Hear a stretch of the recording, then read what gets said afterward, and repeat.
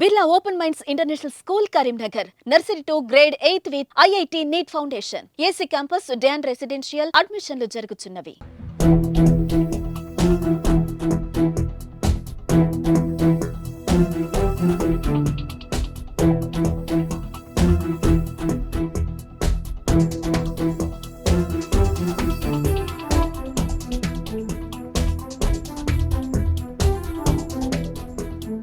నమస్తే, welcome to Suman TV Karimnagar. ప్రస్తుతం కరీంనగర్ లో ఘోర రోడ్డు ప్రమాదం అయితే చోటు చేసుకుంది.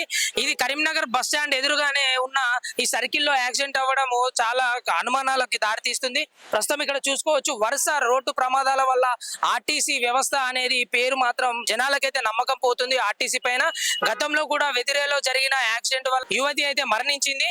దానికి తోడుగా కరీంనగర్ బస్ స్టాండ్ ఎదురుగానే ఉన్న ఈ సర్కిల్ లో అసలు ఎప్పుడు రద్దీగా ఉండే ఈ సర్కిల్ లో ఈ విధంగా బస్ యాక్సిడెంట్ అవ్వడం అనేది కొన్ని అనుమానాలకు దారితీస్తుంది. మీరు ఇక్కడ చూసుకోవచ్చు, పూర్తి స్థాయిలో అయితే బస్సు కూడా నుజ్జు అయినట్టు దృశ్యాలు అయితే కనిపిస్తా ఉన్నాయి. ఇక్కడ ఉన్నటువంటి ఈ సర్కిల్ లో ఉన్నటువంటి దీనికి కూడా డ్యామేజ్ అయ్యి ఆస్తి నష్టం కూడా ఏర్పడిన సందర్భం అయితే ఇక్కడ కనిపిస్తా ఉంది.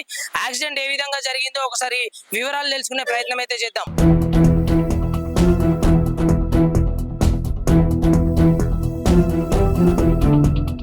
ఈ బస్సును చూసుకున్నట్టయితే సిరిసిల్ల డిపోకి చెందినట్టుగా తెలుస్తా ఉంది. బస్సు నెంబర్ వచ్చేసి TS23Z0017 అనే బస్సు మనకి సిరిసిల్ల నుండి వరంగల్ వెళ్తున్నట్టుగా తెలుస్తా ఉంది. ప్రస్తుతం చూసుకోవచ్చు, కరీంనగర్ చౌరస్తా పైన ఈ విధంగా యాక్సిడెంట్ అవ్వడము చాలా విషయాలకు దారితీస్తా ఉంది. ఇక్కడ చూసుకోవచ్చు, బస్సును అయితే వెనక్కి లాగిన సందర్భం అయితే ఇక్కడ కనిపిస్తా ఉంది.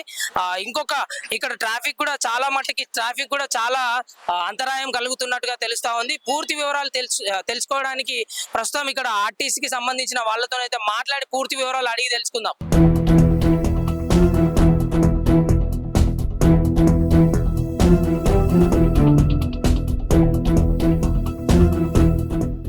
గురైన బస్సుని రోడ్ నుంచి తొలగించడానికి అయితే తీవ్ర ఇబ్బందులు పడుతున్నట్టుగా ఇక్కడ చూస్తుంటేనే కనిపిస్తా ఉంది.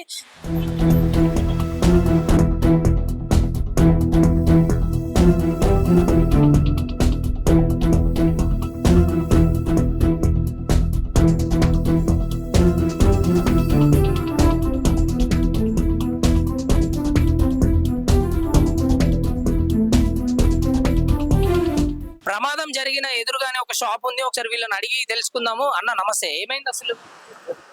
సడన్ గా వచ్చి సౌండ్ వచ్చేదాకా మేము చూడలేదు. సౌండ్ చూసేసరికి ముంగ టైర్ బ్రష్ అయిపోయింది. గుద్దిన తర్వాత బ్రష్ అయింది కానీ మాకు డౌట్. ఫస్ట్ అయితే టైర్ బ్రష్ కాలేదు. ఎవరికైనా ప్రమాదం జరిగిందా? కొంచెం రాకపోతే పిల్లలందరూ ఇక్కడికి వచ్చి బ్యాండేజ్ తీసుకుని తీవ్రంగా ఎవరికైనా రక్తస్రావం కానీ ఏదైనా అంబులెన్స్ వచ్చేది కానీ కాకపోతే అంబులెన్స్ ఖాళీ వెళ్ళిపోయింది. ఎక్కడ వాళ్ళు అక్కడ వెళ్ళిపోయింది. మేజర్ మాత్రం ఏం చూస్తుంటే టైర్ అంటే నార్మల్ గా చూస్తుంటే దాని పైకి ఎక్కిందంటే బస్సు స్పీడ్ లోనే ఉంటది. స్పీడ్ ఉంది. మా సౌండ్ మాకు వచ్చేసరికి మేమేం తెరుకోలేదు. ఇక్కడ ఈ సర్కిల్ లో మెల్లిగా వెళ్ళిపోతాయి బస్సులు ఇక్కడ, ఎందుకంటే ముందు బస్ స్టాప్ కూడా ఉంది కాబట్టి మెల్లిమెల్లిగానే వెళ్తూ ఉంటాయి. అంత స్పీడ్ ఉంటేనే అది పైకి ఎక్కుతుందని క్లియర్ గా విజువల్ చూస్తూనే అర్థమైపోతుంది. ఫాస్ట్ బస్ మాత్రం చాలా ఫాస్ట్ గా వచ్చింది. ఆ సౌండ్ ఇక్కడ వచ్చిందంటే ఫాస్ట్ ఉంది. యాక్చువల్లీ జంక్షన్ లో మాత్రం నెమ్మది నిదానంగా వెళ్ళిపోతారు. వాడు ఏందో ఫాస్ట్ గా వచ్చేసి